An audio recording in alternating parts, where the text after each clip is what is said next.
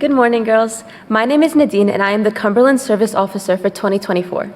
And I'm Olivia, the Cumberland House Officer for 2024. Last term, we held a fundraiser where we sold bracelet kits and baked goods in an effort to raise money for the Blue Hand Group, our selected charity for this year.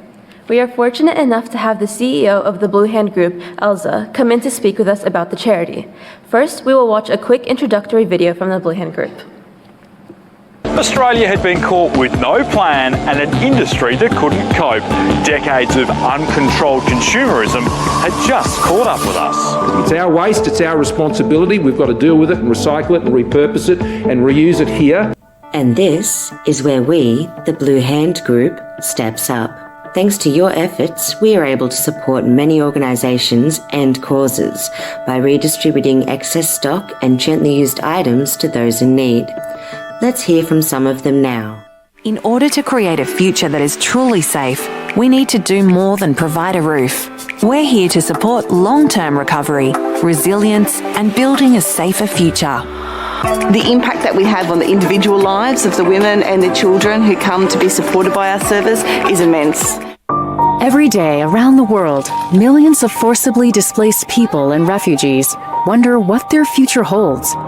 They have taken desperate measures, and in many instances, risked their lives to gain stability for their families. We build schools, distribute supplies, and teach more than academics. We know the value of life skills, confidence building, a story shared, a voice found again. We are here to honor their past, recognize their present, and offer promise for their future. When I first arrived to Australia, I can describe my experience. I was really afraid and scared. Some of the sketches you might see, it's really dark. You can tell how bad I was feeling. After I moved in 1 month, my sketches just started to change, to feel more about fashion, colorful.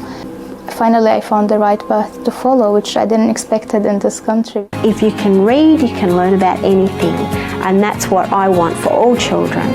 And I know without this funding, things would have happened a lot slower, and then the support that they offer is just fantastic.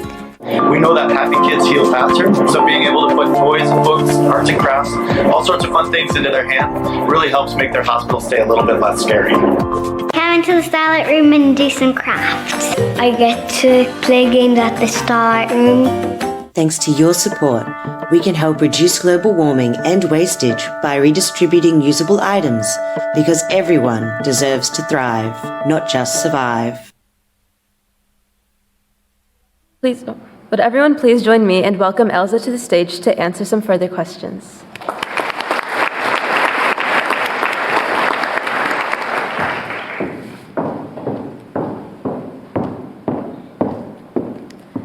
Could you please introduce yourself?